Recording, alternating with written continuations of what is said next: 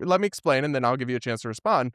James Comey, whatever you think of him, and I'm not a James Comey fan, to be clear, not a James Comey supporter, but he posted seashells, spelling out 8647, which, if you look in the dictionary, has meanings that include to remove or get rid of. It's constitutionally protected free speech.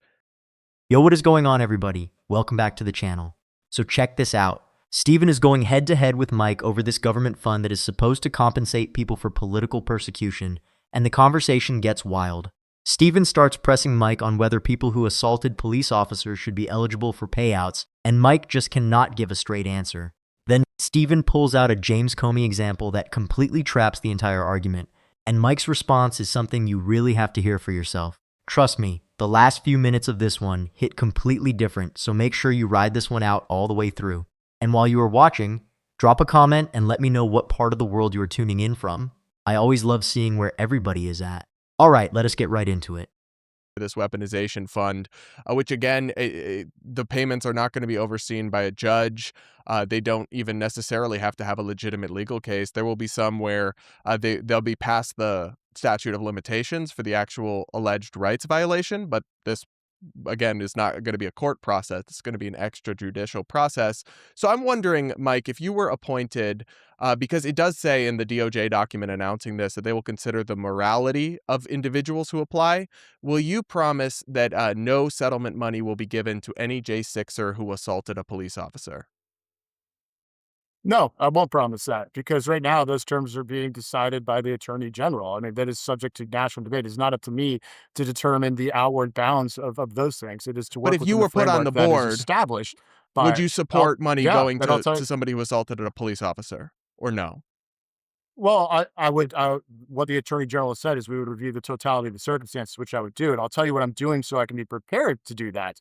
I'm reviewing the settlement agreement for George Floyd, who, obviously resisted arrest and got 27 Hello? million. The settlement agreements for Black Lives Matter rioters that settled with police and obviously resisted arrest.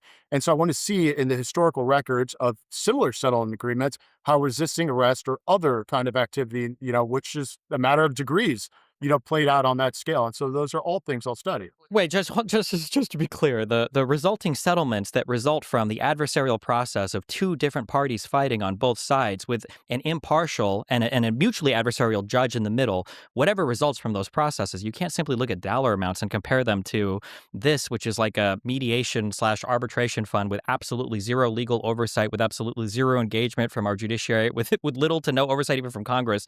These are not even remotely the same thing. So, Mike, I just want to get clarity. I just want to get clarity. So, you would potentially be okay with money from the weaponization fund going to even violent January 6 offenders who may have assaulted police or were convicted or pled guilty to assaulting police officers. You won't rule that out. Yeah, I'll answer the question again. That is the subject to the debate right now. The Attorney General went before Congress and they're arguing about that very point. And so I will work within the bounds that are set up for the commission. And then in doing so, in part, the standard of reviewing the totality of the circumstances in line with what the Attorney General said. You would look at the whole context surrounding any individual instance and what those bright line delineations are. Like we will study to see how previous similar settlement agreements had worked and taken those things into account and make the best judgment of using the best, use of funds to go to victims who most deserve it. And so you can take from that what you would like. But all this to say is when I am on the commission, if I'm lucky enough to be selected, I do not want to prejudge all these specific cases and draw the lines here with you But it's gentlemen. No just the offense. reason I ask is because the Mhm. Department of Justice documents announcing this say very clearly the morality and character of these people will be considered. And Yeah. I got to tell you, I'm just kind of astonished to hear you say this because my whole life I've heard conservatives as the party of back the blue,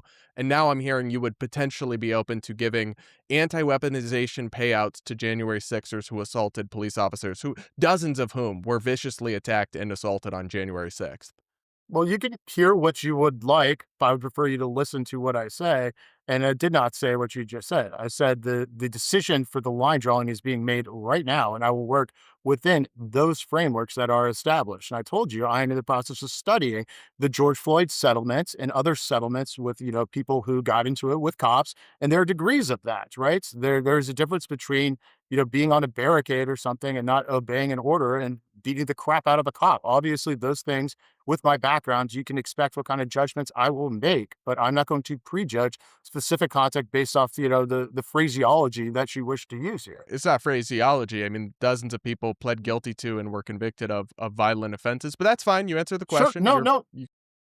This is one of those moments where the mask comes completely off. Someone who wants to sit on a government commission gets asked the simplest moral question imaginable. Will you promise that people who assaulted police officers won't receive payouts from this fund? And Mike said this, no, I won't promise that. Let that sink in. The same political movement that built an entire brand around law and order. The same people who plastered thin blue line flags on everything they own. And when given the easiest moral layup in history, just say you won't reward people who beat up cops, he cannot bring himself to say it. Then instead of owning that, Mike tries to change the subject by comparing this fund to the George Floyd settlement. He said this, I'm reviewing the settlement agreement for George Floyd, who obviously resisted arrest and got $27 million. You have to understand how dishonest that comparison is.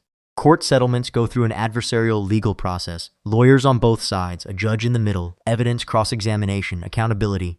Fun fact, the adversarial legal system dates all the way back to medieval English common law. The entire concept was built on the principle that truth emerges when two opposing sides present their strongest case to a neutral decision maker. That is centuries of legal tradition. And Stephen nailed it when he said this, absolutely zero legal oversight with absolutely zero engagement from our judiciary. So one process has hundreds of years of legal philosophy behind it, and the other has none of that. Those are not comparable. And then Stephen said this, my whole life I've heard conservatives as the party of back the blue. That is the whole argument in one sentence. They will wave that flag proudly until the officers are standing between them and their agenda. Then suddenly those same cops become obstacles. You can answer it however.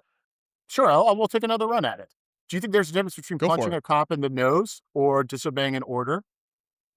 Both Of could course, be yeah. I'm talking about deemed the assault. violence. I'm Okay. talking about Then how violent do you draw the assault. line? Yeah.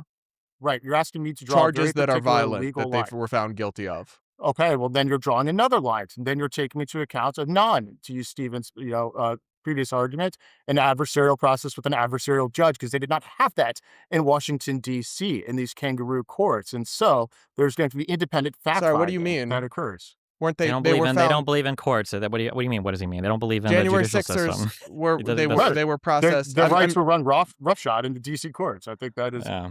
something that I've How been saying so? for a very long time. Because it's How DC, so? because all the jurors are gay, all the judges are Democrats, and all their daughters are progressive I donors. don't think who that. are No, all- Stephen, I do don't you think think that's the what Mike Supreme is Court's saying. That's legitimate? exactly what he's Hold saying. on, no, trying to put words. Let me ask you a question, Stephen. You've asked me a time. Is the Supreme Court legitimate, and do you respect their decision in the Voting Rights Act case? When you say respect, do you mean like, do I acknowledge them as law? Yes, of course. Do you think they're corrupt? Okay.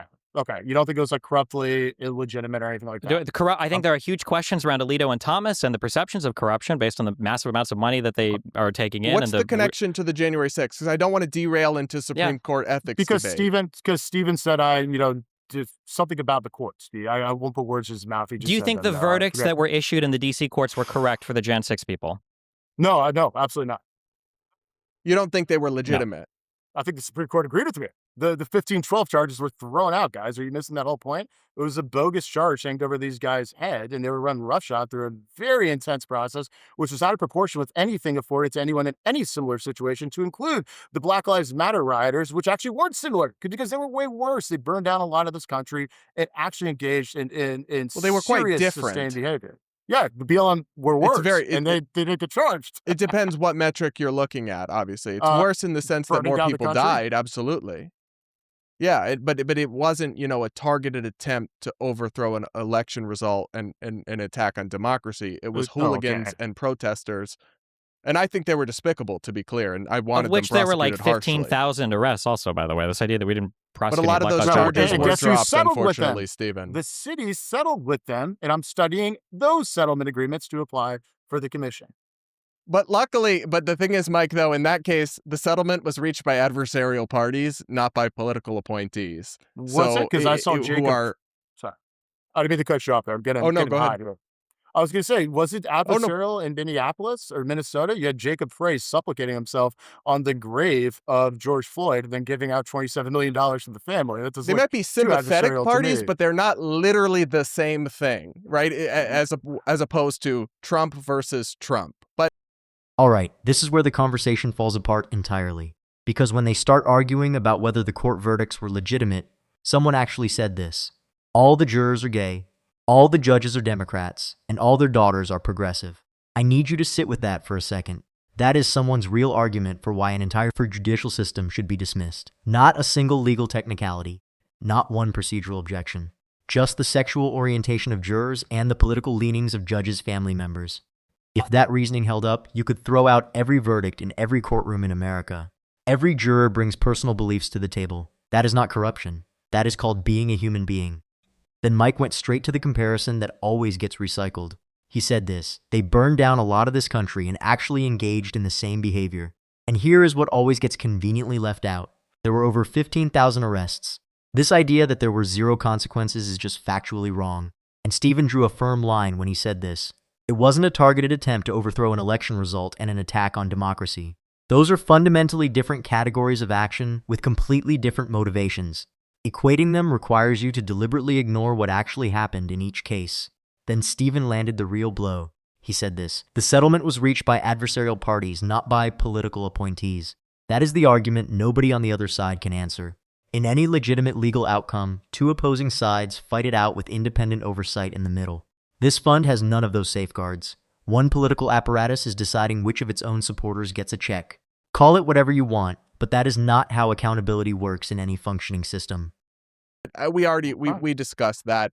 I guess when we talk about the purpose of this money, why wasn't this? If you want us to believe, Mike, that this is not a partisan thing, and the Trump administration did say in the documents Democrats can apply, but then why on earth is this not a bipartisan panel? Right? Why are these people not picked from both parties to hear these claims? Why is it expiring right before the Democrats would take charge? Do you have a reason other than it being partisan that could be the case, Mike? So I guess I can answer like what I would do if I was in the situation. But of course, the answers to those questions, just like why those specific language was put in, was not made by me. I'm applying to be on the commission. I didn't set up the commission. I don't think the attorney general has precluded, participation on the commission seats of any political party. I don't think he said that. If he has, I missed it. And so I don't know how to respond to that. As towards the Well, why expiration sunset it fund, at 2028?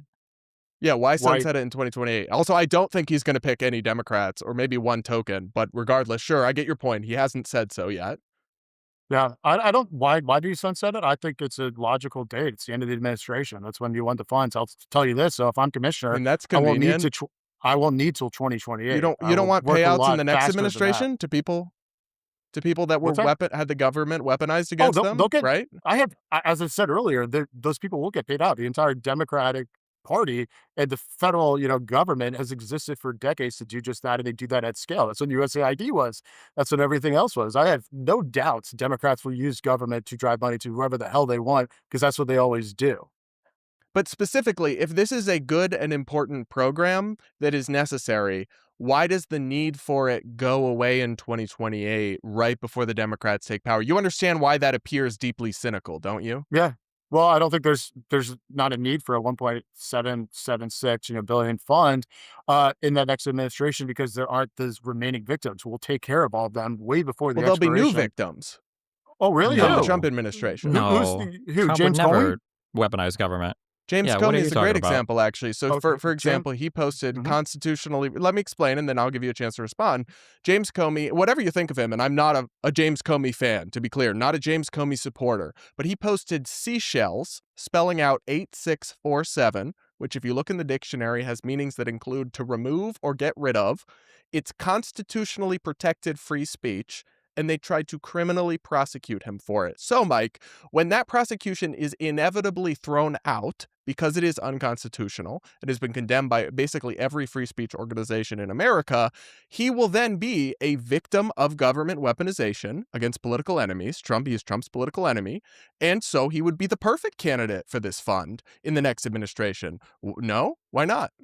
No, and I run a free speech organization, and I don't condemn it. I think the FBI director knew exactly what he was doing in an environment where people were taking shots and still are at the president of the United States, an environment in which they killed Charlie Kirk, in an environment in which people are getting swatted all the time. And so, and you don't know what all else is in that case and what they found.